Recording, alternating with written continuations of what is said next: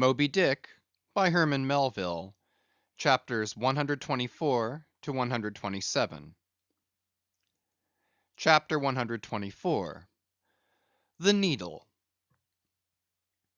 Next morning the not yet subsided sea rolled in long, slow billows of mighty bulk, and striving in the Pequod's gurgling track, pushed her on like giants' palms outspread. The strong, unstaggering breeze abounded so, that sky and air seemed vast outbellying sails; the whole world boomed before the wind. Muffled in the full morning light, the invisible sun was only known by the spread intensity of his place, where his bayonet rays moved on in stacks. Emblazonings as of crowned Babylonian kings and queens reigned over everything. The sea was as a crucible of molten gold that bubblingly leaps with light and heat. Long maintaining an enchanted silence, Ahab stood apart; and every time the teetering ship loweringly pitched down her bowsprit, he turned to eye the bright sun's rays produced ahead; and when she profoundly settled by the stern, he turned behind and saw the sun's rearward place, and how the same yellow rays were blending with his undeviating wake. Ha! ha! my ship! Thou mightest well be taken now for the sea chariot of the sun. Ho, ho, all ye nations before my prow, I bring the sun to ye! Yoke on the further billows; hallo! a tandem, I drive the sea! But suddenly reined back by some counter thought, he hurried towards the helm, huskily demanding how the ship was heading. "East sou' east, sir," said the frightened steersman. "Thou liest," smiting him with his clenched fist. "Heading east at this hour in the morning, and the sun astern!" Upon this every soul was confounded; for the phenomenon just then observed by Ahab had unaccountably escaped every one else, but its very blinding palpableness must have been the cause. Thrusting his head half way into the binnacle, Ahab caught one glimpse of the compasses; his uplifted arm slowly fell; for a moment he almost seemed to stagger. Standing behind him, Starbuck looked; and lo! the two compasses pointed east, and the Pequod was as infallibly going west. But ere the first wild alarm could get out abroad among the crew, the old man, with a rigid laugh, exclaimed, "I have it! It has happened before. Mr. Starbuck, last night's thunder turned our compasses; that's all. Thou hast before now heard of such a thing, I take it?" "Aye, but never before has it happened to me, sir," said the pale mate, gloomily. Here it must needs be said, that accidents like this have in more than one case occurred to ships in violent storms. The magnetic energy, as developed in the mariner's needle, is, as all know, essentially one with the electricity beheld in heaven. Hence it is not to be much marvelled at that such things should be.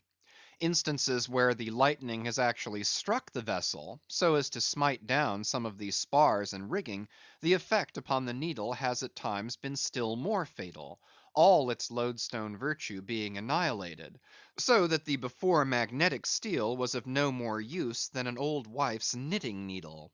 But in either case the needle never again of itself recovers the original virtue thus marred or lost; and if the binnacle compasses be affected, the same fate reaches all the others that may be in the ship, even were the lowermost one inserted into the kelson. Deliberately standing before the binnacle, and eyeing the transpointed compasses, the old man, with the sharp of his extended hand, now took the precise bearing of the sun, and satisfied that the needles were exactly inverted, shouted out his orders for the ship's course to be changed accordingly. The yards were hard up, and once more the Pequod thrust her undaunted bows into the opposing wind, for the supposed fair one had only been juggling her. Meanwhile, whatever were his own secret thoughts, Starbuck said nothing, but quietly he issued all requisite orders; while Stubb and Flask, who in some small degree seemed then to be sharing his feelings, likewise unmurmuringly acquiesced. As for the men, though some of them lowly rumbled, their fear of Ahab was greater than their fear of fate. But as ever before, the pagan harpooneers remained almost wholly unimpressed; or if impressed, it was only with a certain magnetism shot into their congenial hearts from inflexible Ahab's. For a space the old man walked the deck in rolling reveries; but chancing to slip with his ivory heel, he saw the crushed copper sight tubes of the quadrant he had the day before dashed to the deck. Thou poor, proud heaven gazer and sun's pilot! Yesterday I wrecked thee, and to day the compasses would fain have wrecked me. So, so.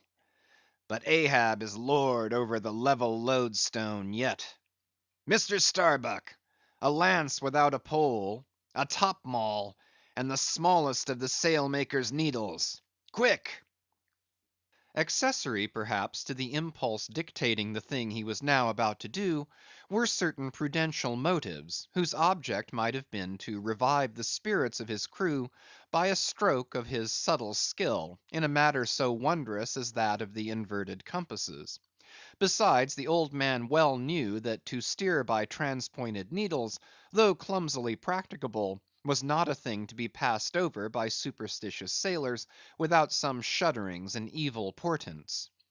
"Men," said he, steadily turning upon the crew, as the mate handed him the things he had demanded. "My men, the thunder turned old Ahab's needles; but out of this bit of steel Ahab can make one of his own, that will point as true as any." Abashed glances of servile wonder were exchanged by the sailors as this was said, and with fascinated eyes they awaited whatever magic might follow. But Starbuck looked away. With a blow from the top maul, Ahab knocked off the steel head of the lance, and then handing to the mate the long iron rod remaining, bade him hold it upright, without its touching the deck.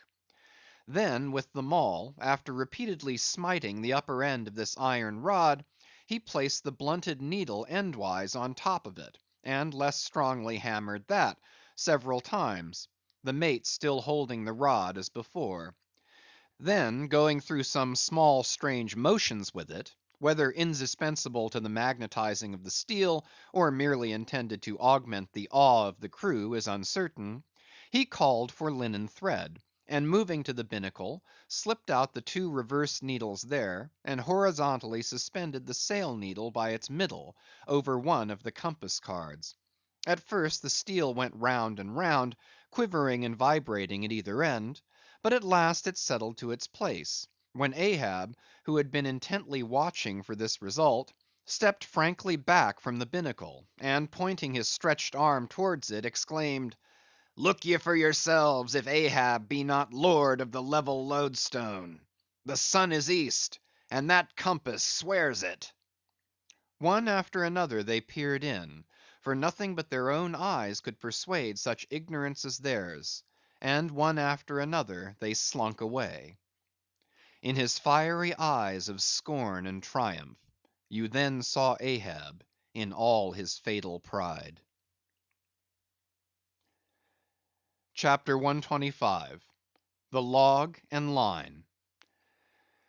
While now the fated Pequod had been so long afloat this voyage, the log and line had but very seldom been in use. Owing to a confident reliance on other means of determining the vessel's place, some merchantmen and many whalemen, especially when cruising, wholly neglect to heave the log, though at the same time, and frequently more for form's sake than anything else, regularly putting down upon the customary slate the course steered by the ship, as well as the presumed average rate of progression every hour. It had thus been with the Pequod. The wooden reel, an angular log attached, hung, long untouched, just beneath the railing of the after bulwarks. Rains and spray had damped it, sun and wind had warped it, all the elements had combined to rot a thing that hung so idly. But heedless of all this, his mood seized Ahab, as he happened to glance upon the reel not many hours after the magnet scene, and he remembered how his quadrant was no more, and recalled his frantic oath about the level log and line. The ship was sailing plungingly; astern the billows rolled in riots. "Forward there! Heave the log!" Two seamen came, the golden‐hued Tahitian and the grizzly Manxman. "Take the reel, one of ye; I'll heave." They went towards the extreme stern on the ship's lee side, where the deck, with the oblique energy of the wind, was now almost dipping into the creamy, sidelong rushing sea. The Manxman took the reel, and holding it high up, by the projecting handle ends of the spindle, round which the spool of line revolved, so stood with the angular log hanging downwards, till Ahab advanced to him. Ahab stood before him, and was lightly unwinding some 30 or 40 turns to form a preliminary hand coil to toss overboard, when the old Manxman, who was intently eyeing both him and the line, made bold to speak. "Sir, I mistrust it. This line looks far gone; long heat and wet have spoiled it." "'Twill hold, old gentleman. Long heat and wet, have they spoiled thee? Thou seem'st to hold. Or truer, perhaps, life holds thee, not thou it." "I hold the spool, sir. But just as my captain says, with these grey hairs of mine, 'tis not worth while disputing, specially with a superior, who'll ne'er confess." "What's that? There now's a patched professor in Queen Nature's granite‐founded college; but methinks he's too subservient. Where wert thou born?" "In the little rocky Isle of Man, sir." "Excellent! Thou'st hit the world by that." "I know not, sir, but I was born there." "In the Isle of Man, hey? Well, the other way, it's good. Here's a man from Man; a man born in once independent Man, and now unmanned of Man, which is sucked in—by what? Up with the reel! The dead, blind wall butts all inquiring heads at last. Up with it! So." The log was heaved. The loose coils rapidly straightened out in a long, dragging line astern; and then, instantly, the reel began to whirl. In turns, jerkingly raised and lowered by the rolling billows, the towing resistance of the log caused the old reelman to stagger strangely. "Hold hard!" Snap! The overstrained line sagged down in one long festoon. The tugging log was gone. "I crush the quadrant. The thunder turns the needles, and now the mad sea parts the log line. But Ahab can mend all. Haul in there, Tahitian; reel up, Manxman; and look ye, let the carpenter make another log, and mend thou the line. See to it." "There he goes now. To him nothing's happened, but to me the skewer seems loosening out of the middle of the world. Haul in, Tahitian. These lines run whole and whirling out; come in broken and dragging slow. Ha, Pip! Come to help, eh, Pip?" "Pip? Whom call ye Pip? Pip jumped from the whale boat. Pip's missing. Let's see now if ye haven't fished him up here, fisherman. It drags hard; I guess he's holding on. Jerk him, Tahiti; jerk him off; we haul in no cowards here. Ho! there's his arm just breaking water. A hatchet! a hatchet! cut it off; we haul in no cowards here. Captain Ahab, sir, here's Pip trying to get on board again." "Peace, thou crazy loon!" cried the Manxman, seizing him by the arm. "Away from the quarter deck." "The greater idiot ever scolds the lesser," muttered Ahab, advancing. "Hands off from that holiness. Where sayest thou Pip was, boy?" "Astern there, sir, astern; low, low." "And who art thou, boy? I see not my reflection in the vacant pupils of thy eyes. Oh, God! that man should be a thing for immortal souls to sieve through. Who art thou, boy?" "Bell boy, sir; ship's crier; ding, dong, ding! Pip, Pip, Pip! £100 of clay reward for Pip! 5 feet high, looks cowardly, quickest known by that. Ding, dong, ding! Who's seen Pip, the coward? There can be no hearts above the snow line. Oh, ye frozen heavens, look down here! Ye did beget this luckless child, and have abandoned him, ye creative libertines.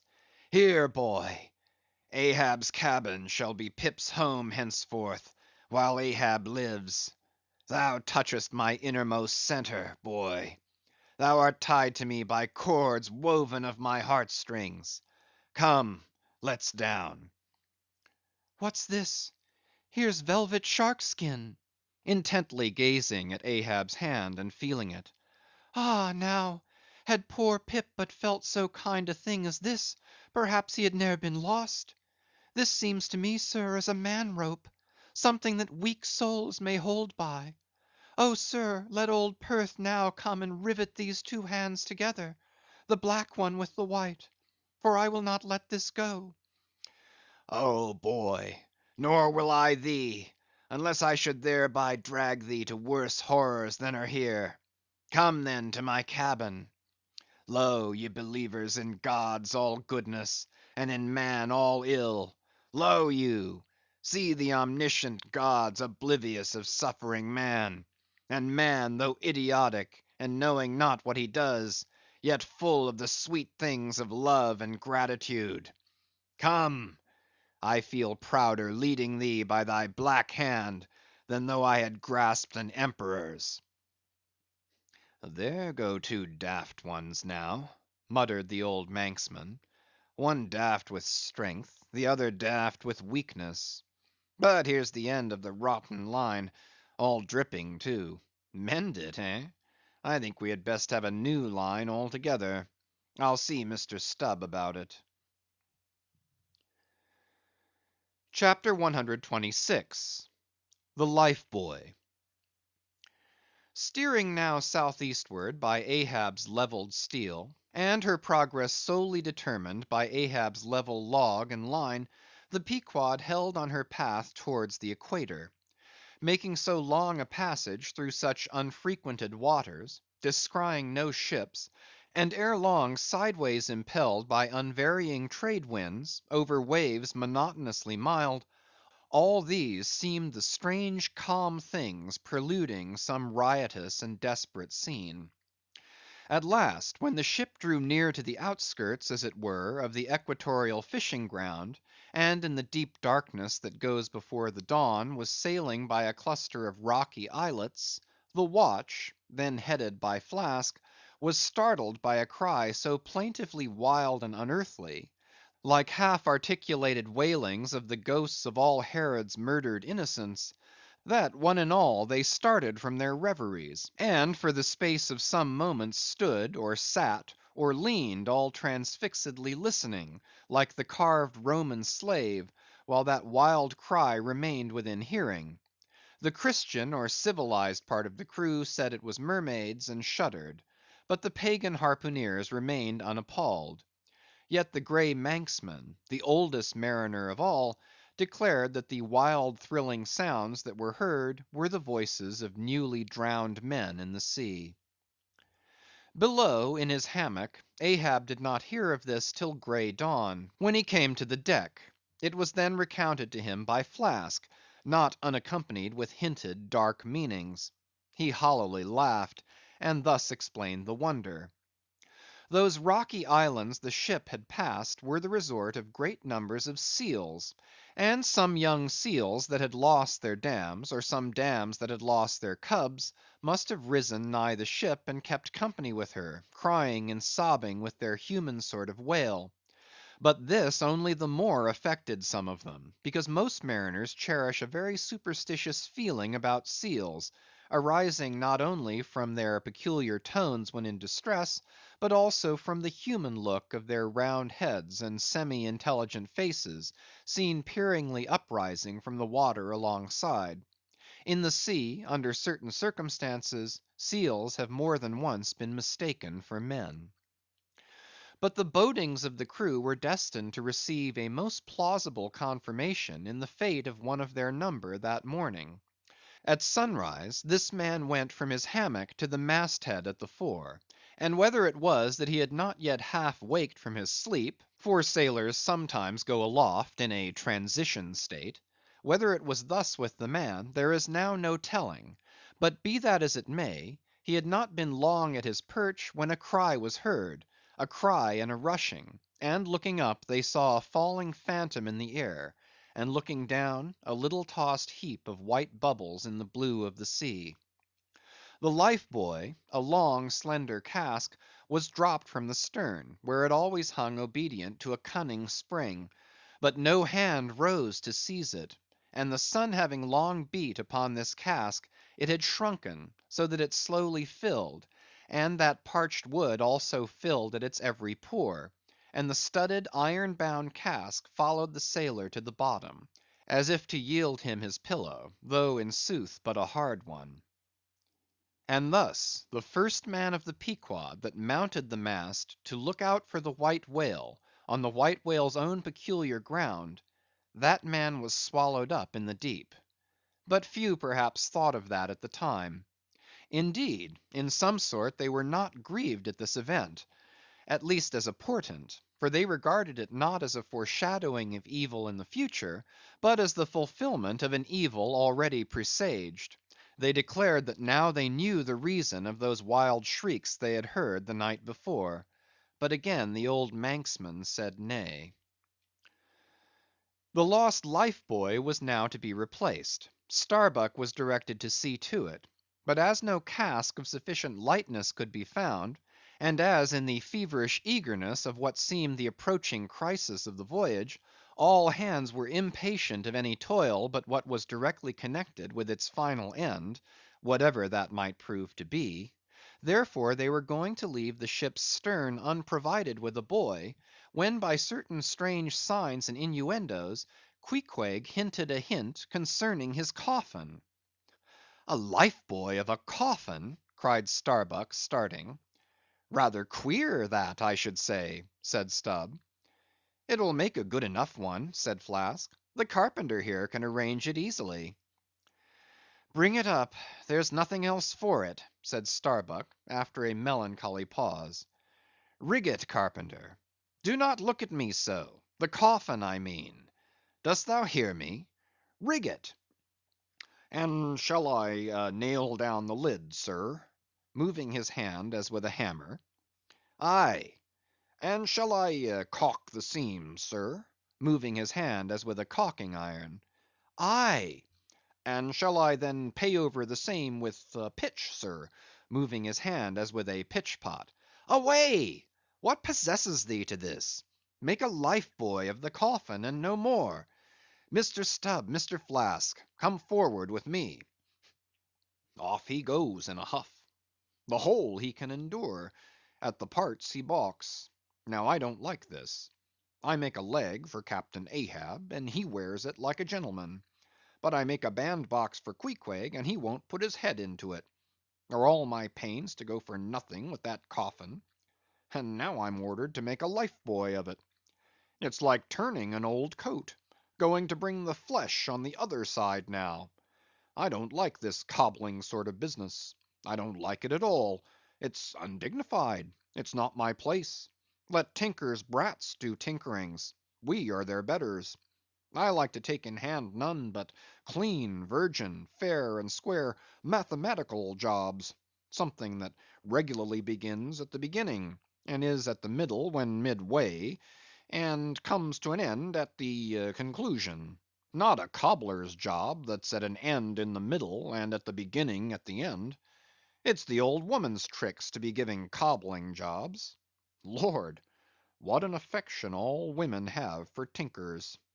I know an old woman of 65 who ran away with a bald‐headed young tinker once; and that's the reason I never would work for lonely widow old women ashore, when I kept my job shop in the Vineyards. They might have taken it into their lonely old heads to run off with me. But heigh ho! there are no caps at sea but snow caps. Let me see. Nail down the lid, caulk the seams, pay over the same with pitch, batten them down tight, and hang it with the snap spring over the ship's stern. Were ever such things done before with a coffin? Some superstitious old carpenters, now, would be tied up in the rigging ere they would do the job. But I'm made of knotty aroostook hemlock. I don't budge. Cruppered with a coffin, sailing about with a graveyard tray. But never mind. We workers in woods make bridal bedsteads and card tables, as well as coffins and hearses. We work by the month, or by the job, or by the profit. Not for us to ask the why and wherefore of our work, unless it be too confounded cobbling. Then we stash it if we can. Hem! I'll do the job now, tenderly. I'll have let's see, how many in the ship's company, all told, but I've forgotten. Anyway, I'll have me 30 separate Turk's headed life lines, each 3 feet long, hanging all round the coffin. Then, if the hull go down, there'll be 30 lively fellows all fighting for one coffin, a sight not seen very often beneath the sun. Come, hammer, caulking iron, pitch pot, and marling spike, let's to it. CHAPTER 127. The Deck. The coffin laid upon 2 line tubs, between the vice bench and the open hatchway, the carpenter caulking its seams, the string of twisted oakum slowly unwinding from a large roll of it placed in the bosom of his frock. Ahab comes slowly from the cabin gangway, and hears Pip following him. "Back, lad. I will be with you again presently." He goes. Not this hand complies with my humor more genially than that boy. Middle aisle of a church. What's here? Life buoy, sir. Mr. Starbuck's orders. Oh, look, sir, beware the hatchway. Thank ye, man. Thy coffin lies handy to the vault. Sir? The hatchway. Oh, so it does, sir, so it does. Art thou not the leg maker? Look, did not this stump come from thy shop? I believe it did, sir. Does the ferrule stand, sir? Well enough. But art thou not also the undertaker? Aye, sir. I patched up this thing here as a coffin for Queequeg, but they've set me now to turning it into something else. Then tell me, art thou not an arrant, all-grasping, intermeddling, monopolizing, heathenish old scamp, to be one day making legs, and the next day coffins to clap them in, and yet again life buoys out of those same coffins? Thou art as unprincipled as the gods, and as much of a jack of all trades. But I do not mean anything, sir. I do as I do. The gods again. Hark ye! Dost thou not ever sing working about a coffin? The Titans, they say, hummed snatches when chipping out the craters for volcanoes, and the grave digger in the play sings, spade in hand. Dost thou never? Sing, sir? Do I sing? Oh, I'm indifferent enough, sir, for that. But the reason why the grave digger made music must have been because there was none in his spade, sir.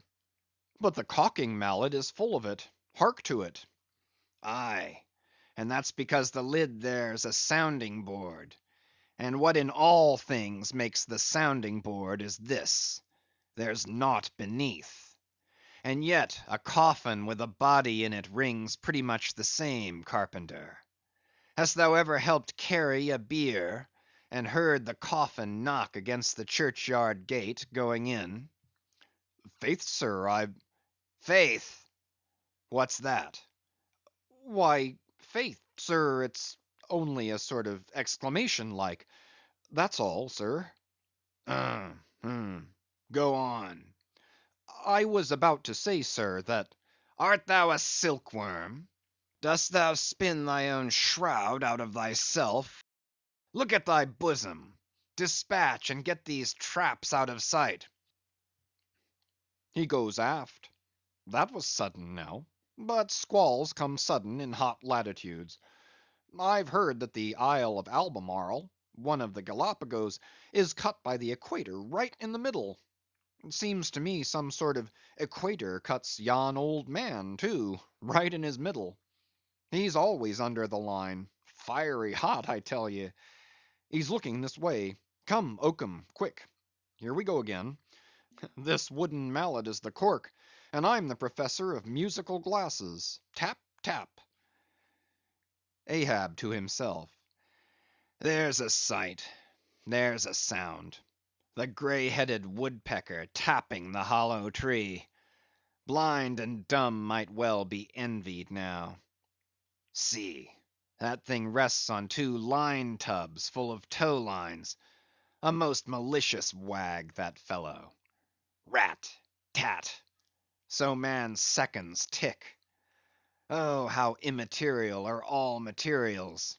What things real are there but imponderable thoughts?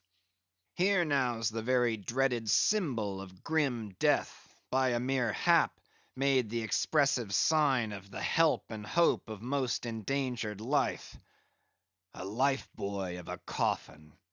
Does it go further? Can it be that in some spiritual sense, the coffin is, after all, but an immortality preserver? I'll think of that. But no, so far gone am I in the dark side of earth, that its other side, the theoretic bright one, seems but uncertain twilight to me. Will ye never have done, carpenter, with that accursed sound? I go below. Let me not see that thing here when I return again. Now then, Pip, we'll talk this over. I do suck most wondrous philosophies from thee. Some unknown conduits from the unknown worlds must empty into thee. End of chapters 124 to 127.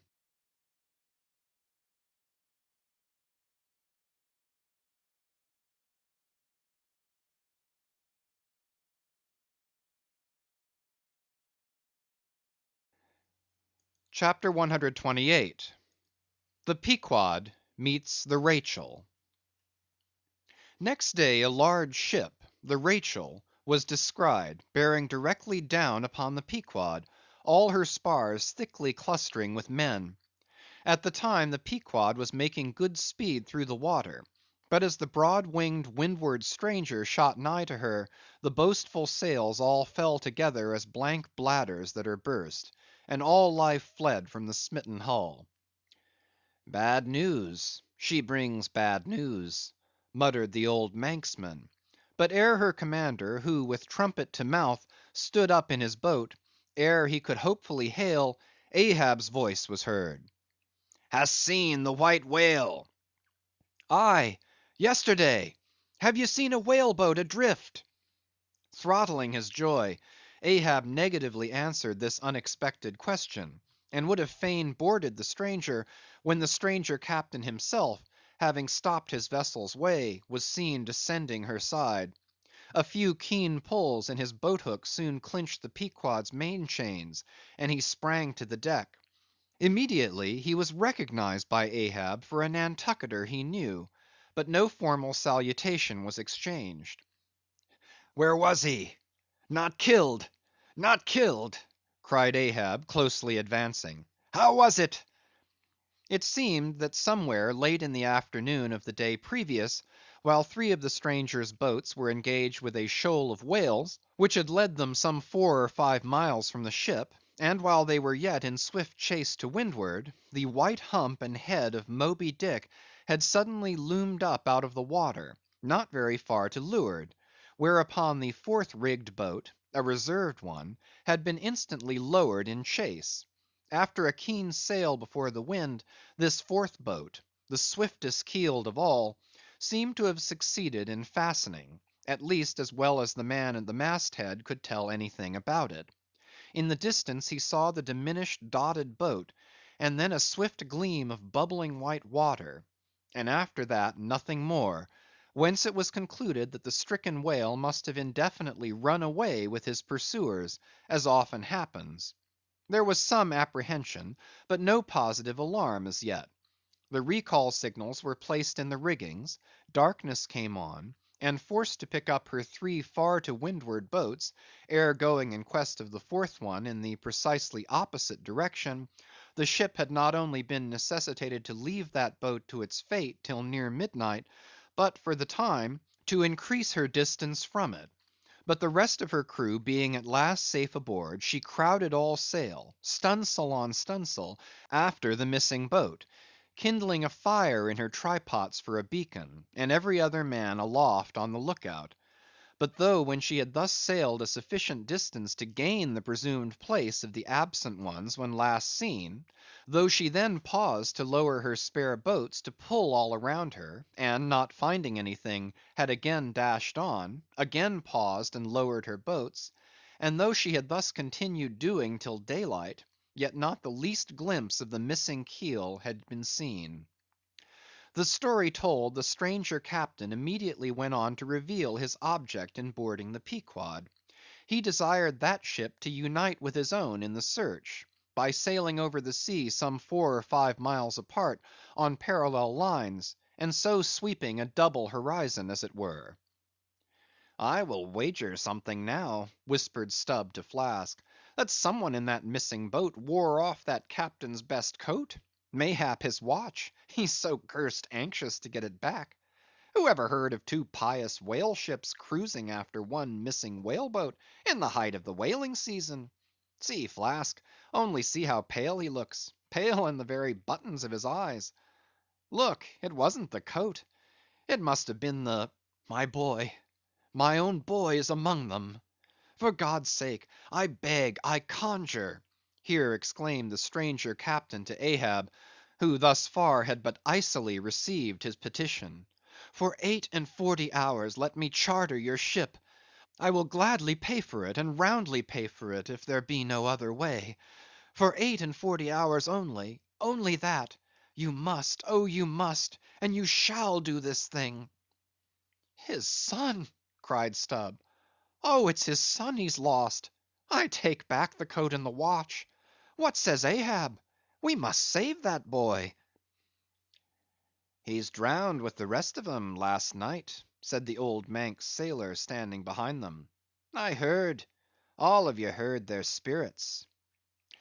Now, as it shortly turned out, what made this incident of the Rachel's the more melancholy, was the circumstance that not only was one of the captain's sons among the number of the missing boat's crew, but among the number of the other boat's crews; and at the same time, but on the other hand, separated from the ship during the dark vicissitudes of the chase, there had been still another son; and that for a time the wretched father was plunged to the bottom of the cruellest perplexity, which was only solved for him by his chief mate's instinctively adopting the ordinary procedure of a whale ship in such emergencies; that is, when placed between jeopardized but divided boats, always to pick up the majority first.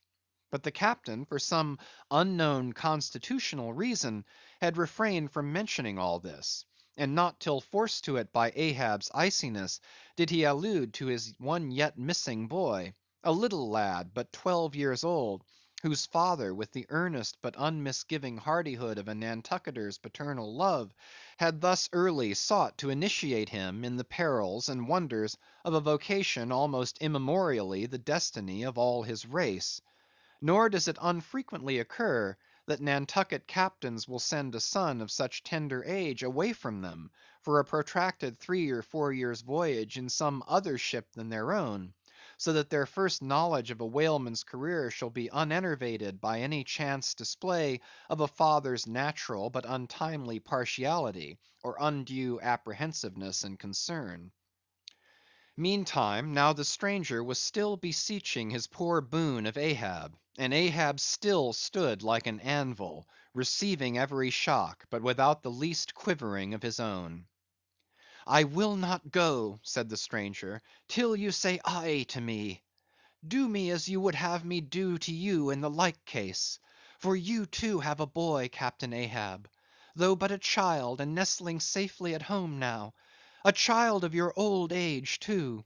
Yes, yes, you relent.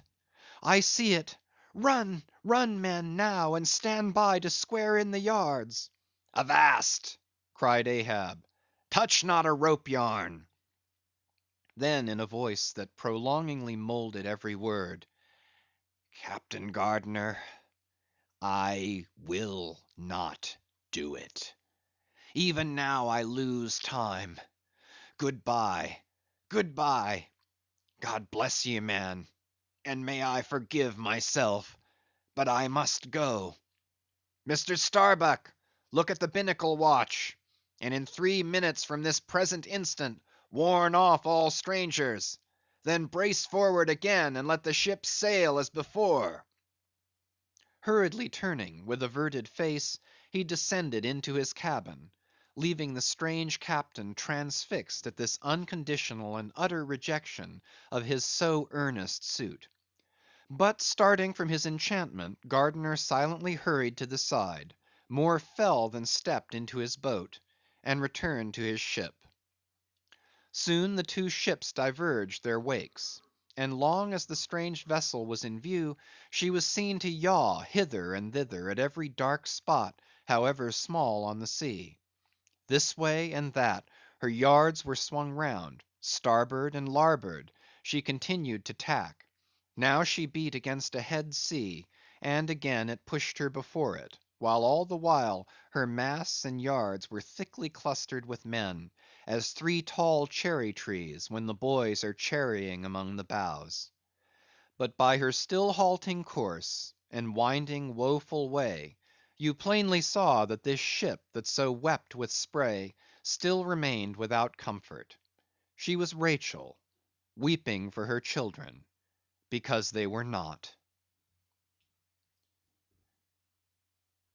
Chapter 129. The Cabin. Ahab moving to go on deck. Pip catches him by the hand to follow. Lad, lad, I tell thee, thou must not follow Ahab now. The hour is coming when Ahab would not scare thee from him, yet would not have thee by him.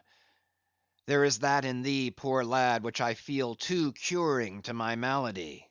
Like cures like, and for this hunt my malady becomes my most desired health. Do thou abide below here, where they shall serve thee as if thou wert the captain.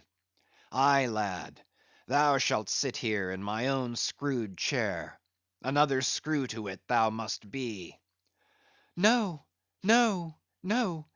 Ye have not a whole body, sir. Do ye but use poor me for your one lost leg. Only tread upon me, sir. I ask no more, so I remain a part of ye. Oh, spite of million villains, this makes me a bigot in the fadeless fidelity of man, and a black, and crazy. But methinks like cures like applies to him too. He grows so sane again. They tell me, sir, that Stubb did once desert poor little Pip, whose drowned bones now show white for all the blackness of his living skin. But I will never desert ye, sir, as Stubb did him. Sir, I must go with ye. If thou speakest thus to me much more, Ahab's purpose keels up in him. I tell thee no, it cannot be. Oh, good master, master, master! Weep so, and I will murder thee. Have a care, for Ahab too is mad. Listen, and thou wilt often hear my ivory foot upon the deck, and still know that I am there. And now I quit thee. Thy hand met. True art thou, lad, as the circumference to its centre. So God for ever bless thee; and if it come to that, God for ever save thee, let what will befall. Ahab goes. Pip steps one step forward. Here he this instant stood. I stand in his air, but I'm alone. Now were even poor Pip here I could endure it, but he's missing. Pip, Pip, ding dong ding, who's seen Pip? He must be up here. Let's try the door. What? Neither lock, nor bolt, nor bar. and yet there's no opening it. It must be the spell. He told me to stay here, aye, and told me this screwed chair was mine. Here, then, I'll seat me against the transom, in the ship's full middle, all her keel and her three masts before me. Here our old sailors say, in their black 74s great admirals sometimes sit at table and lord it over rows of captains and lieutenants. Huh! What's this? Epaulets! Epaulets! The epaulets all come crowding. Pass round the decanters. Glad to see ye. Fill up, messieurs. What an odd feeling now, when a black boy's host to white men with gold lace upon their coats. Messieurs, have you seen one Pip? A little negro lad, 5 feet high, hang-dog look, and cowardly. Jumped from a whale-boat once. Seen him? No? Well then, fill up again, captains, and let's drink shame upon all cowards. I name no names. Shame upon them. Put one foot upon the table. Shame upon all cowards. Hist! Above there! I hear ivory. Oh, master, master, I am indeed downhearted when you walk over me. But here I'll stay, though this stern strikes rocks, and they bulge through, and oysters come to join me. Chapter 130. The Hat. And now that at the proper time and place, after so long and wide a preliminary cruise, Ahab, all other whaling waters swept, seemed to have chased his foe into an ocean fold to slay him the more securely there; now that he found himself hard by the very latitude and longitude where his tormenting wound had been inflicted; now that a vessel had been spoken, which on the very day preceding had actually encountered Moby Dick; and now that all his successive meetings with various ships contrastingly concurred to show the demoniac indifference with which the white whale tore his hunters, whether sinning or sinned against; now it was that there lurked a something in the old man's eyes which it was hardly sufferable for feeble souls to see.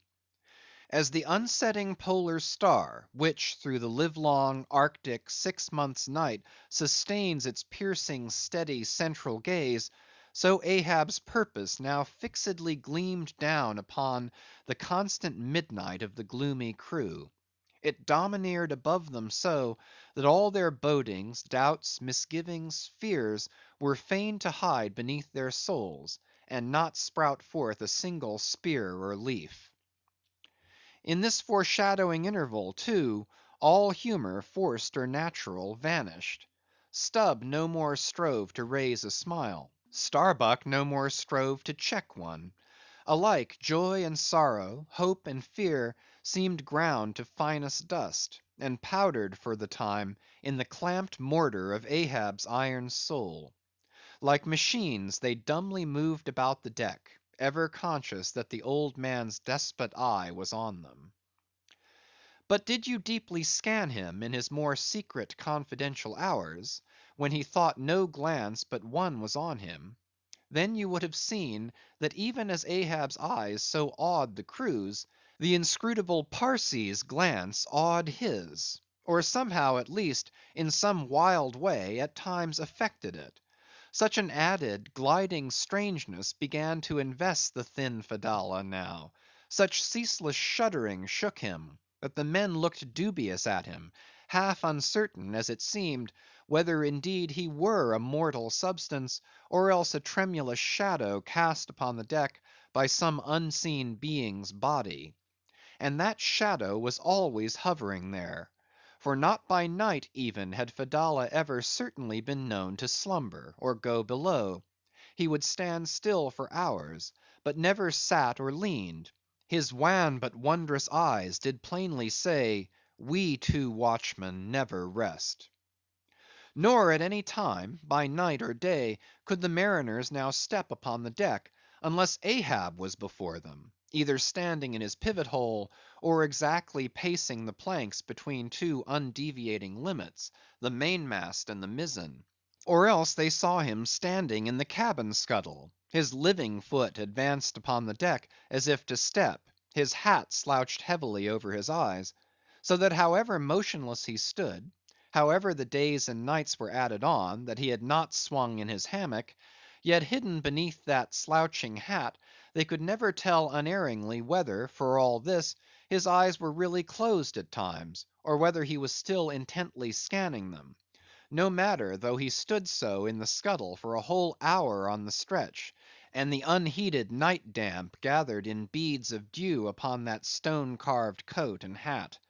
The clothes that night had wet, the next day's sunshine dried upon him; and so day after day, and night after night, he went no more beneath the planks. Whatever he wanted from the cabin, that thing he sent for. He ate in the same open air; that is, his two only meals, breakfast and dinner. Supper he never touched; nor reaped his beard, which darkly grew all gnarled, as unearthed roots of trees blown over, which still grow idly on at naked base, though perished in the upper verdure. But though his whole life was now become one watch on deck, and though the Parsee's mystic watch was without intermission as his own, yet these two never seemed to speak, one man to the other, unless at long intervals some passing, unmomentous matter made it necessary. Though such a potent spell seemed secretly to join the twain, openly, and to the awe-struck crew, they seemed pole like asunder. If by day they chanced to speak one word, by night dumb men were both, so far as concerned the slightest verbal interchange. At times, for longest hours, without a single hail, they stood far parted in the starlight; Ahab in his scuttle, the Parsee by the mainmast, but still fixedly gazing upon each other, as if in the Parsee Ahab saw his forethrown shadow, in Ahab the Parsee his abandoned substance. And yet, somehow, did Ahab, in his own proper self, as daily, hourly, and every instant commandingly revealed to his subordinates, Ahab seemed an independent lord, the Parsee but his slave. Still again both seemed yoked together, and an unseen tyrant driving them, the lean shade siding the solid rib. For be this Parsee what he may, all rib and keel was solid Ahab. At the first faintest glimmering of the dawn, his iron voice was heard from aft, "Man the mast heads!" and all through the day, till after sunset and after twilight, the same voice every hour, at the striking of the helmsman's bell, was heard, "What d'ye see? Sharp! Sharp!" But when 3 or 4 days had slided by after meeting the children seeking Rachel, and no spout had yet been seen, the monomaniac old man seemed distrustful of his crew's fidelity; at least of nearly all except the pagan harpooneers. He seemed to doubt, even, whether Stubb and Flask might not willingly overlook the sight he sought. But if these suspicions were really his, he sagaciously refrained from verbally expressing them, however his actions might seem to hint them. "I will have first sight of the whale myself," he said. "Aye, Ahab must have the doubloon." And with his own hands he rigged a nest of basketed bowlines, and sending a hand aloft with a single sheaved block to secure to the main mast head, he received the two ends of the downward reeved rope, and attaching one to his basket, prepared a pin for the other end, in order to fasten it at the rail. This done, with that end yet in his hand, and standing beside the pin, he looked round upon his crew, sweeping from one to the other, pausing his glance long upon Daggoo, Queequeg, Tashtego, but shunning Fedallah; and then settling his firm, relying eye upon the chief mate, said, "Take the rope, sir; I give it into thy hands, Starbuck." Then arranging his person in the basket, he gave the word for them to hoist him to his perch, Starbuck being the one who secured the rope at last, and afterwards stood near it. And thus, with one hand clinging round the royal mast, Ahab gazed abroad upon the sea for miles and miles; ahead, astern, this side and that, within the wide expanded circle commanded at so great a height. When, in working with his hands at some lofty, almost isolated place in the rigging, which chances to afford no foothold, the sailor at sea is hoisted up to that spot, and sustained there by the rope; under these circumstances, its fastened end on deck is always given in strict charge to some one man, who has the special watch of it.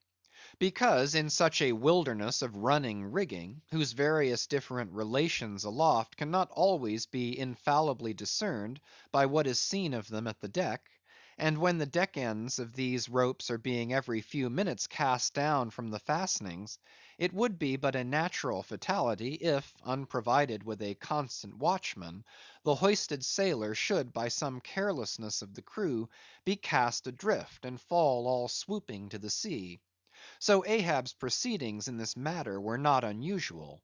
The only strange thing about them seemed to be, that Starbuck, almost the one only man who had ever ventured to oppose him with anything in the slightest degree approaching to decision; one of those, too, whose faithfulness on the look out he had seemed to doubt somewhat; it was strange that this was the very man he should select for his watchman, freely giving his whole life into such an otherwise distrusted person's hands.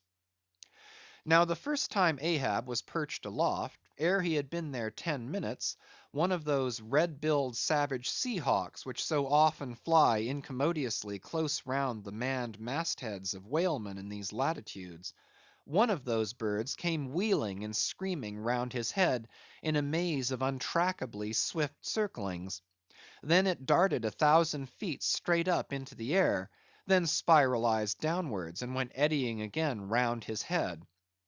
But with his gaze fixed upon the dim and distant horizon, Ahab seemed not to mark this wild bird; nor, indeed, would any one else have marked it much, it being no uncommon circumstance. Only now, almost the least heedful eye seemed to see some sort of cunning meaning in almost every sight. "Your hat, sir!" suddenly cried the Sicilian seaman, who, being posted at the mizzen mast head, stood directly behind Ahab, though somewhat lower than his level, and with a deep gulf of air dividing them. But already the sable wing was before the old man's eyes, the long hooked bill at his head; with a scream the black hawk darted away with his prize. An eagle flew thrice round Tarquin's head, removing his cap to replace it; and thereupon Tanaquil, his wife, declared that Tarquin would be king of Rome. But only by the replacing of the cap was that omen accounted good. Ahab's hat was never restored. The wild hawk flew on and on with it, far in advance of the prow, and at last disappeared, while from the point of that disappearance a minute black spot was dimly discerned falling from that vast height into the sea. CHAPTER 131. The Pequod Meets the Delight. The intense Pequod sailed on; the rolling waves and days went by; the life buoy coffin still lightly swung; and another ship, most miserably misnamed the Delight, was descried. As she drew nigh, all eyes were fixed upon her broad beams, called sheers, which in some whaling ships cross the quarter deck at the height of 8 or 9 feet, serving to carry the spare, unrigged, or disabled boats. Upon the stranger's sheers were beheld the shattered white ribs and some few splintered planks of what had once been a whale boat; but you now saw through this wreck, as plainly as you see through the peeled, half unhinged, and bleaching skeleton of a horse. "Hast seen the white whale?" "Look!" replied the hollow cheeked captain from his taffrail, and with his trumpet he pointed to the wreck. "Hast killed him?" "The harpoon is not yet forged that will ever do that," answered the other, sadly glancing upon a rounded hammock on the deck, whose gathered sides some noiseless sailors were busy in sewing together. "Not forged!" And snatching Perth's levelled iron from the crotch, Ahab held it out, exclaiming, "Look ye, Nantucketer! Here in this hand I hold his death. Tempered in blood, and tempered by lightning are these barbs.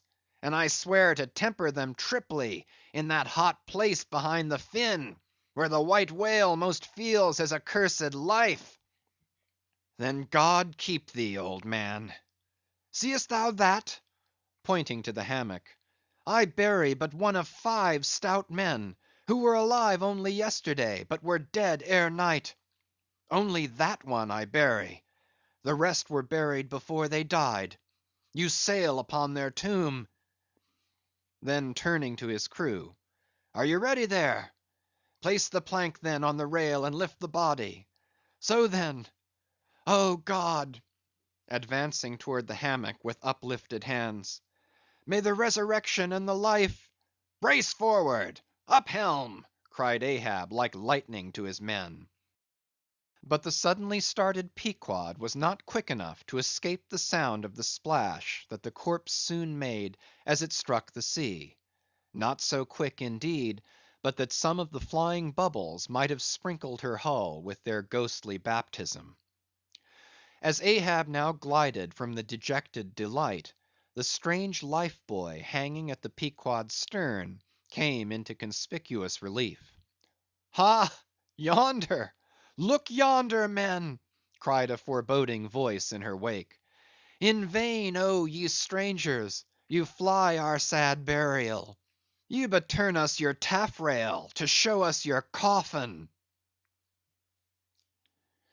CHAPTER 132. The Symphony. It was a clear, steel blue day. The firmaments of air and sea were hardly separable in that all-pervading azure.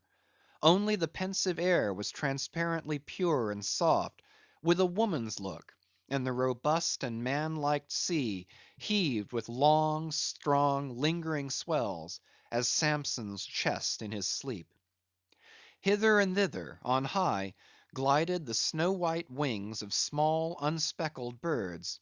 These were the gentle thoughts of the feminine air; but to and fro in the deeps, far down in the bottomless blue, rushed mighty leviathans, sword fish, and sharks; and these were the strong, troubled, murderous thinkings of the masculine sea. But though thus contrasting within, the contrast was only in shades and shadows without. Those two seemed one. It was only the sex, as it were, that distinguished them. Aloft, like a royal Czar and king, the sun seemed giving this gentle air to this bold and rolling sea, even as bride to groom. And at the girdling line of the horizon, a soft and tremulous motion, most seen here at the equator, denoted the fond, throbbing trust, the loving alarms with which the poor bride gave her bosom away. Tied up and twisted, gnarled and knotted with wrinkles, haggardly firm and unyielding, his eyes glowing like coals that still glow in the ashes of ruin, untottering Ahab stood forth in the clearness of the morn, lifting his splintered helmet of a brow to the fair girl's forehead of heaven. O immortal infancy and innocency of the azure! Invisible winged creatures that frolic all round us; sweet childhood of air and sky! How oblivious were ye of old Ahab's close coiled woe!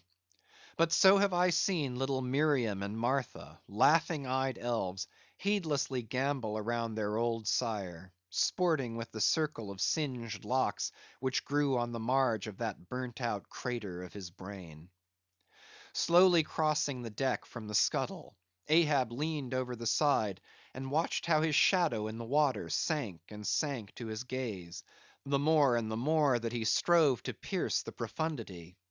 But the lovely aromas in that enchanted air did at last seem to dispel, for a moment, the cankerous thing in his soul. That glad, happy air, that winsome sky, did at last stroke and caress him; the step‐mother world, so long cruel, forbidding, now threw affectionate arms round his stubborn neck, and did seem to joyously sob over him, as if over one that however wilful and erring, she could yet find it in her heart to save and to bless. From beneath his slouched hat Ahab dropped a tear into the sea. Nor did all the Pacific contain such wealth as that one wee drop. Starbuck saw the old man; saw him, how he heavily leaned over the side; and he seemed to hear in his own true heart the measureless sobbing that stole out of the centre of the serenity around. Careful not to touch him, or be noticed by him, he yet drew near to him, and stood there. Ahab turned. Starbuck. Sir, Oh, Starbuck, it is a mild, mild wind, and a mild looking sky.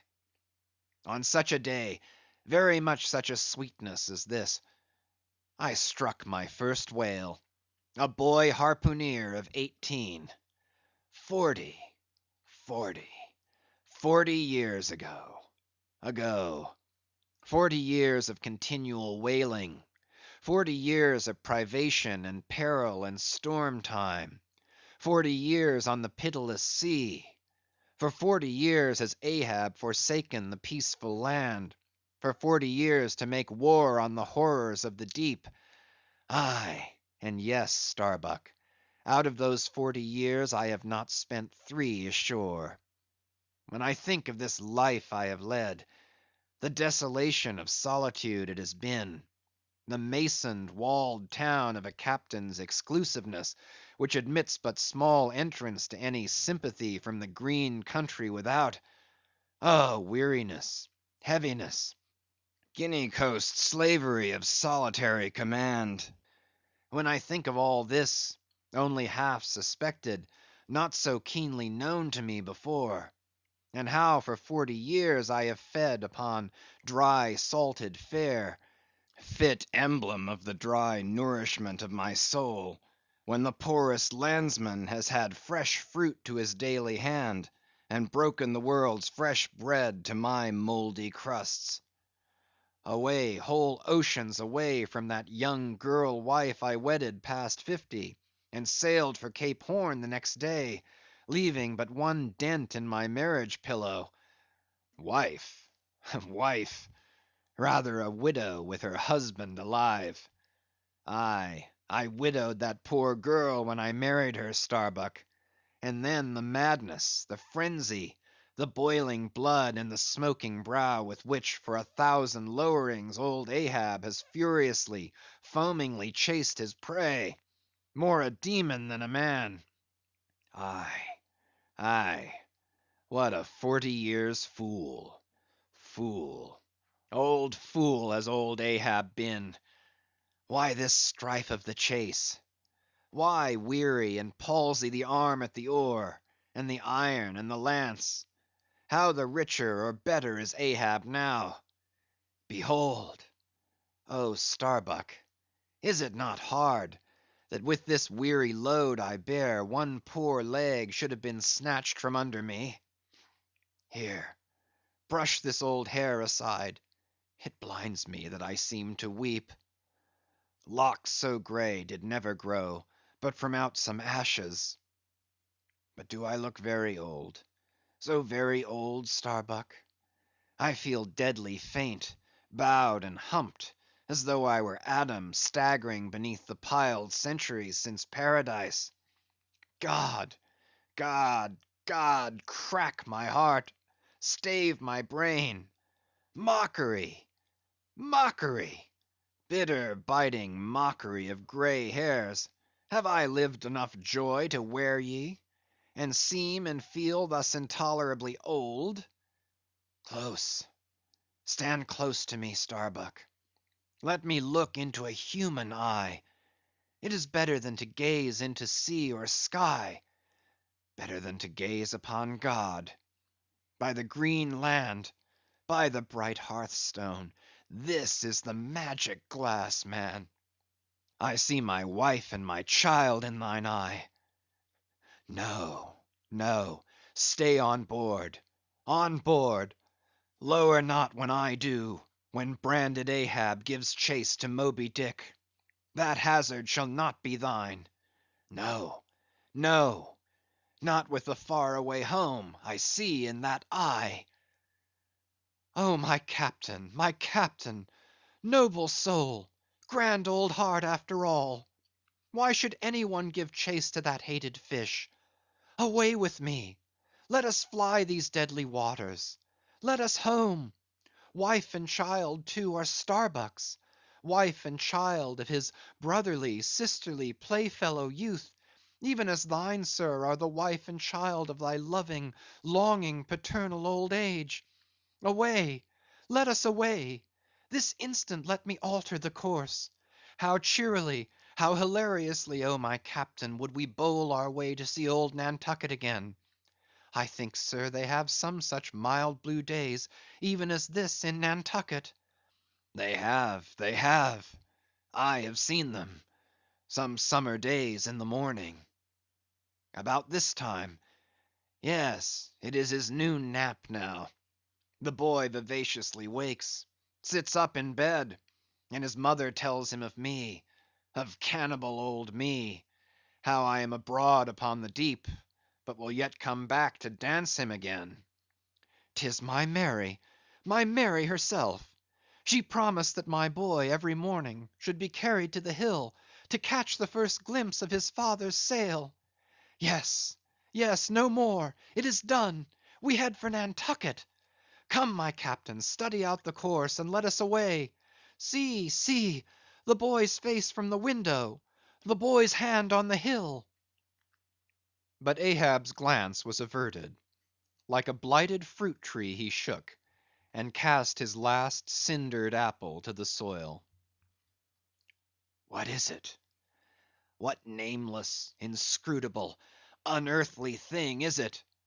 What cozening, hidden lord and master, and cruel, remorseless emperor commands me, that against all natural lovings and longings I so keep pushing and crowding and jamming myself on all the time, recklessly making me ready to do what in my own proper natural heart I durst not so much as dare? Is Ahab, Ahab? Is it I, God, or who that lifts this arm? But if the great sun move not of himself, but is as an errand boy in the heaven, nor one single star can revolve but by some invisible power, then how can this one small heart beat, this one small brain think thoughts, unless God does that beating, does that thinking, does that living, and not I? By heaven, man, we are turned round and round in this world, like yonder windlass, and fate is the handspike. And all the time, lo, that smiling sky and this unsounded sea. Look, see yon albacore? Who put it into him to chase and fang that flying fish? Where do murderers go, man? Who's to doom when the judge himself is dragged to the bar? But it is a mild, mild wind, and a mild looking sky, and the air smells now as if it blew from a far away meadow. They have been making hay somewhere under the slopes of the Andes, Starbuck, and the mowers are sleeping among the new mown hay. Sleeping! Aye, toil we how we may, we all sleep at last on the field. Sleep, aye, and rust amid greenness, as last year's scythes flung down, and left in the half-cut swaths. Starbuck!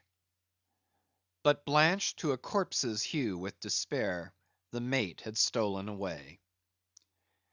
Ahab crossed the deck, to gaze over on the other side, but started at two reflected, fixed eyes in the water there.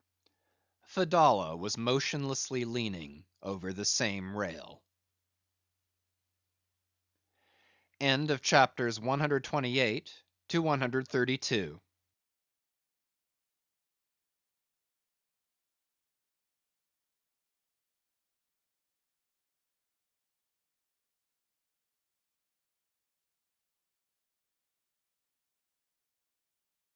Moby Dick by Herman Melville, chapter 133. The Chase, First Day. That night in the mid-watch, when the old man, as his wont at intervals, stepped forth from the scuttle in which he leaned, and went to his pivot hole, he suddenly thrust his face out fiercely, Snuffing up the sea air as a sagacious ship's dog will in drawing nigh to some barbarous isle, he declared that a whale must be near. Soon that peculiar odor, sometimes to a great distance given forth by the living sperm whale, was palpable to all the watch; nor was any mariner surprised when, after inspecting the compass, and then the dog vane, and then ascertaining the precise bearing of the odor as nearly as possible, Ahab rapidly ordered the ship's course to be slightly altered, and the sail to be shortened. The acute policy dictating these movements was sufficiently vindicated at daybreak, by the sight of a long sleek on the sea directly and lengthwise ahead, smooth as oil, and resembling, in the pleated watery wrinkles bordering it, the polished metallic-like marks of some swift tide rip at the mouth of a deep rapid stream. "Man the mast heads! Call all hands!" Thundering with the butts of 3 clubbed handspikes on the forecastle deck, Daggoo roused the sleepers with such judgment claps that they seemed to exhale from the scuttle, so instantaneously did they appear with their clothes in their hands. "What d'ye see?" cried Ahab, flattening his face to the sky. "Nothing, nothing, sir," was the sound hailing down in reply. "T'gallant sails, stunsails, alow and aloft, and on both sides." All sail being set, he now cast loose the life line reserved for swaying him to the main royal mast head, and in a few moments they were hoisting him thither, when while but 2/3 of the way aloft, and while peering ahead through the horizontal vacancy between the main topsail and the t'gallant sail, he raised a gull-like cry in the air. "There she blows! There she blows! A hump like a snow hill! It is Moby Dick!" Fired by the cry, which seemed simultaneously taken up by the 3 look outs, the men on deck rushed to the rigging to behold the famous whale they had so long been pursuing. Ahab had now gained his final perch, some feet above the other look outs, Tashtego standing just beneath him on the cap of the t'gallant mast, so that the Indian's head was almost on a level with Ahab's heel. From this height the whale was now seen some mile or so ahead, at every roll of the sea revealing his high sparkling hump, and regularly jetting his silent spout into the air. To the credulous mariners it seemed the same silent spout they had so long ago beheld in the moonlit Atlantic and Indian Oceans. "And did none of ye see it before?" cried Ahab, hailing the perched men all around him. "I saw him almost that same instant, sir, that Captain Ahab did, and I cried out," said Tashtego. "Not the same instant, not the same. No, the doubloon is mine. Fate reserved the doubloon for me. I only. None of ye could have raised the white whale first. There she blows! There she blows! There she blows! There again! There again!" he cried out in long drawn, lingering, methodic tones, attuned to the gradual prolongings of the whale's visible jets. "He's going to sound! In stunsails! Down t'gallant sails! Stand by 3 boats! Mr. Starbuck, remember, stay on board and keep the ship. Helm there! Luff, luff a point! So, steady, man, steady! There go flukes! No, no, only black water! Already the boats there! Stand by, stand by! Lower me, Mr. Starbuck! Lower, lower! Quick, quicker!" And he slid through the air to the deck. "He's heading straight to leeward, sir," cried Stubb. "Right away from us. Cannot have seen the ship yet." "Be dumb, man! Stand by the braces! Hard down the helm! Brace up! Shiver her, shiver her! So, well that! Boats, boats!" Soon all the boats but Starbuck's were dropped, all the boat sails set, all the paddles plying, with rippling swiftness shooting to leeward, and Ahab heading the onset. A pale death glimmer lit up Fedallah's sunken eyes, a hideous motion gnawed his mouth. Like noiseless nautilus shells their light prows sped through the sea, but only slowly they neared the foe. As they neared him, the ocean grew still more smooth, seemed drawing a carpet over its waves, seemed a noon meadow, so serenely it spread. At length the breathless hunter came so nigh his seemingly unsuspecting prey, that his entire dazzling hump was distinctly visible, sliding along the sea as if an isolated thing, and continually set in a revolving ring of finest, fleecy, greenish foam. He saw the vast involved wrinkles of the slightly projecting head beyond. Before it, far out on the soft, Turkish rugged waters, went the glistening white shadow from his broad milky forehead, a musical rippling playfully accompanying the shade; and behind, the blue waters interchangeably flowed over into the moving valley of his steady wake, and on either hand bright bubbles arose and danced by his side. But these were broken again by the light toes of hundreds of gay fowl softly feathering the sea, alternate with their fitful flight; and like to some flag staff rising from the painted hull of an argosy, the tall but shattered pole of a recent lance projected from the white whale's back, and at intervals one of the cloud of soft toed fowls hovering, and to and fro skimming like a canopy over the fish, silently perched and rocked on this pole, the long tail feathers streaming like pennons. A gentle joyousness, a mighty mildness of repose and swiftness invested the gliding whale.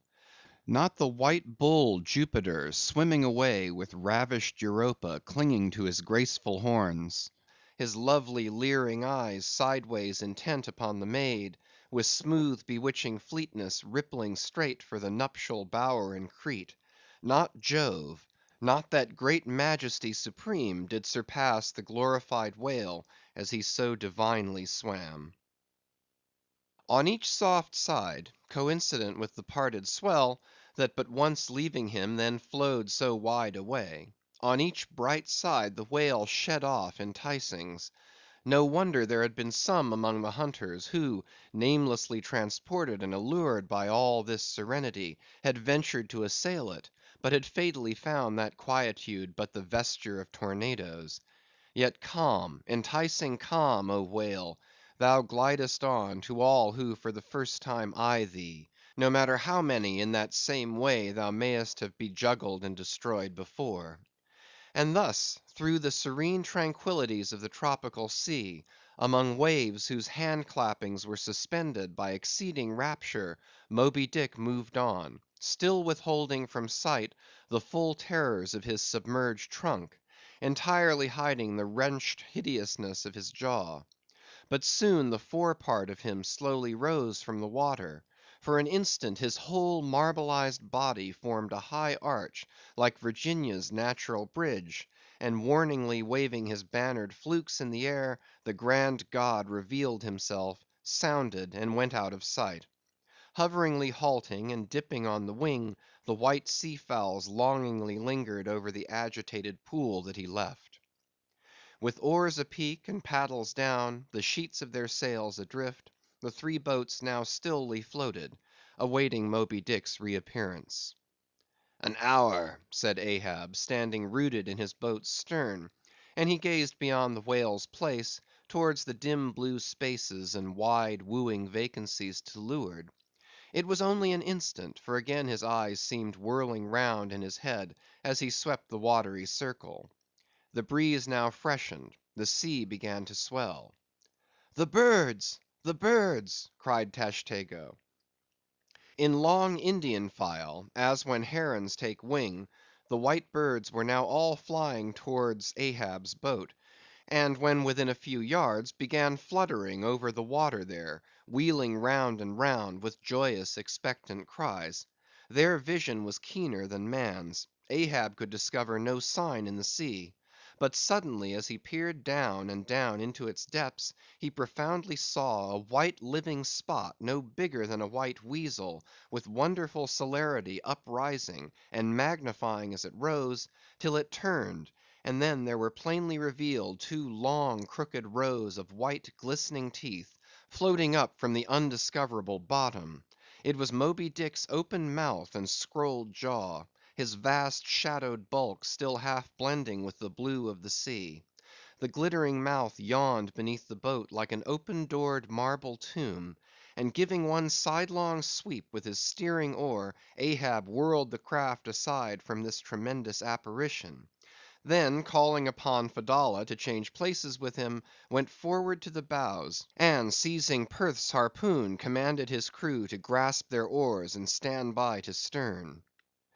Now, by reason of this timely spinning round the boat upon its axis, its bow by anticipation was made to face the whale's head while yet under water; but as if perceiving this stratagem, Moby Dick, with that malicious intelligence ascribed to him, sidlingly transplanted himself, as it were, in an instant, shooting his pleated head lengthwise beneath the boat. Through and through every plank and each rib, it thrilled for an instant, the whale obliquely lying on his back, in the manner of a biting shark, slowly and feelingly taking its bows full within his mouth, so that the long, narrow, scrolled lower jaw curled high up into the open air, and one of the teeth caught in a rowlock. The bluish pearl white of the inside of the jaw was within 6 inches of Ahab's head, and reached higher than that. In this attitude the white whale now shook the slight cedar as a mildly cruel cat her mouse.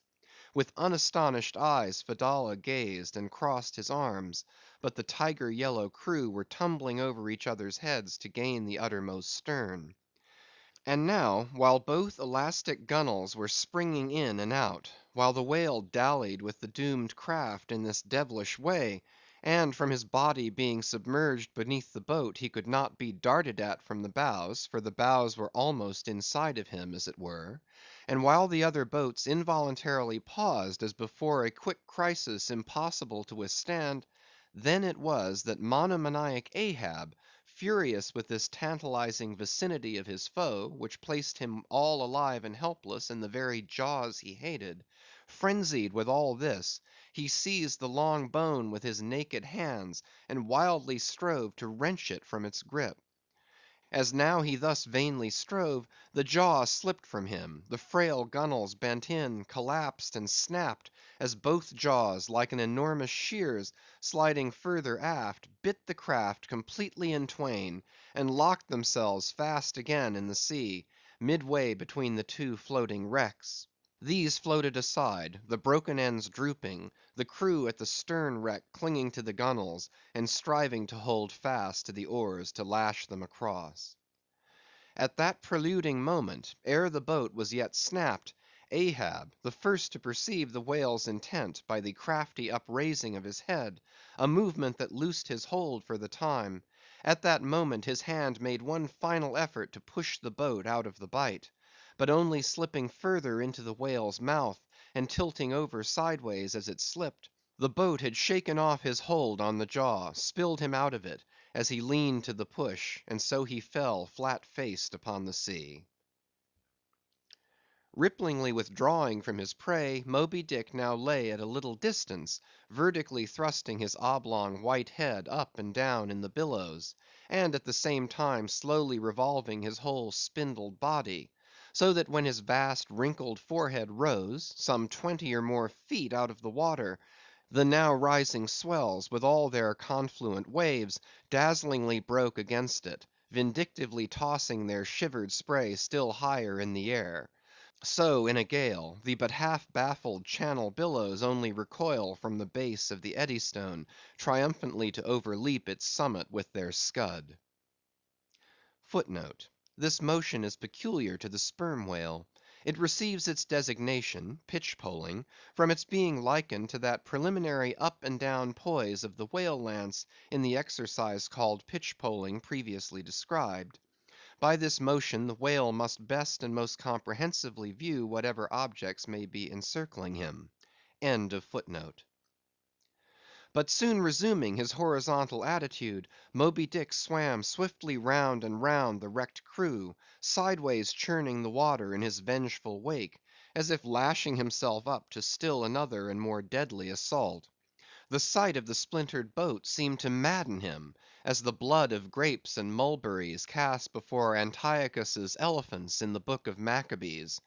Meanwhile Ahab, half smothered in the foam of the whale's insolent tail, and too much of a cripple to swim, though he could still keep afloat even in the heart of such a whirlpool as that, helpless Ahab's head was seen, like a tossed bubble which the least chance shock might burst. From the boat's fragmentary stern, Fedallah incuriously and mildly eyed him; the clinging crew at the other drifting end could not succor him; more than enough was it for them to look to themselves. For so revolvingly appalling was the White Whale's aspect, and so planetarily swift the ever contracting circles he made, that he seemed horizontally swooping upon them. And though the other boats, unharmed, still hovered hard by, still they dared not pull into the eddy to strike, lest that should be the signal for the instant destruction of the jeopardized castaways, Ahab and all; nor, in that case, could they themselves hope to escape. With straining eyes, then, they remained on the outer edge of the direful zone, whose centre had now become the old man's head. Meantime, from the beginning, all this had been descried from the ship's mast heads; and squaring her yards, she had borne down upon the scene, and was now so nigh that Ahab in the water hailed her. "Sail on the—" But that moment a breaking sea dashed on him from Moby Dick, and whelmed him for the time. But struggling out of it again, and chancing to rise on the towering crest, he shouted, "Sail on the whale! Drive him off!" The Pequod's prows were pointed, and breaking up the charmed circle, she effectually parted the White Whale from his victim. As he sullenly swam off, the boats flew to the rescue. Dragged into Stubb's boat with bloodshot, blinded eyes, the white brine caking in his wrinkles, the long tension of Ahab's bodily strength did crack, and helplessly he yielded to his body's doom, for a time lying all crushed in the bottom of Stubb's boat, like one trodden under foot of herds of elephants. Far inland, nameless wails came from him, as desolate sounds from out ravines. But this intensity of his physical prostration did but so much the more abbreviate it.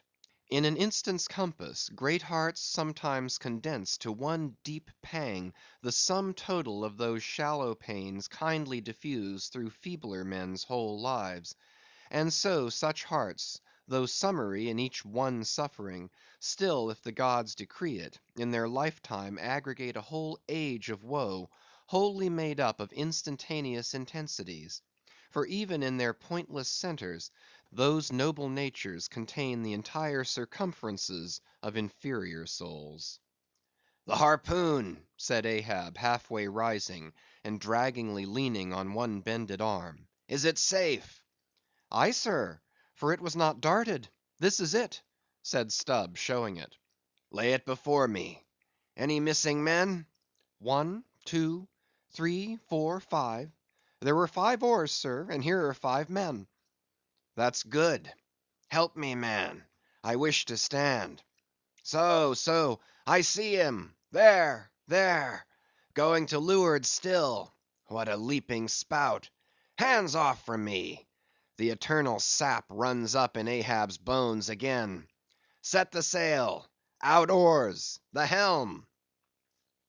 It is often the case that when a boat is stove, its crew being picked up by another boat, help to work that second boat, and the chase is thus continued with what is called double banked oars. It was thus now. But the added power of the boat did not equal the added power of the whale, for he seemed to have treble banked his every fin, swimming with a velocity which plainly showed that if now under these circumstances pushed on, the chase would prove an indefinitely prolonged if not a hopeless one; nor could any crew endure for so long a period such an unintermitted, intense straining at the oar, a thing barely tolerable only in some one brief vicissitude. The ship itself then, as it sometimes happens, offered the most promising intermediate means of overtaking the chase. Accordingly, the boats now made for her, and were soon swayed up to their cranes, the 2 parts of the wrecked boat having been previously secured by her; and then hoisting everything to her side, and stacking her canvas high up, and sideways outstretching it with stunsails, like the double jointed wings of an albatross, the Pequod bore down in the leeward wake of Moby Dick. At the well-known methodic intervals, the whale's glittering spout was regularly announced from the manned mastheads, and when he would be reported as just gone down, Ahab would take the time, and then pacing the deck, binnacle watch in hand, so soon as the last second of the allotted hour expired, his voice was heard. "Whose is the doubloon now? D'ye see him?" And if the reply was "No, sir," straightway he commanded them to lift him to his perch. In this way the day wore on; Ahab now aloft and motionless, anon unrestingly pacing the planks. As he was thus walking, uttering no sound except to hail the men aloft, or to bid them hoist a sail still higher, or to spread one to a still greater breadth; thus to and fro pacing beneath his slouched hat, at every turn he passed his own wrecked boat, which had been dropped upon the quarter deck, and lay there reversed, broken bow to shattered stern. At last he paused before it, and as in an already overclouded sky fresh troops of clouds will sometimes sail across, so over the old man's face there now stole some such added gloom as this.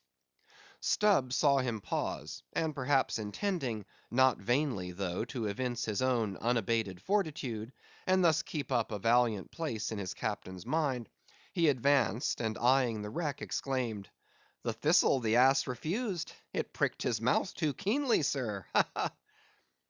"What soulless thing is this that laughs before a wreck? Man, man, did I not know thee brave as fearless fire, and as mechanical, I could swear thou wert a poltroon. Groan nor laugh should be heard before a wreck."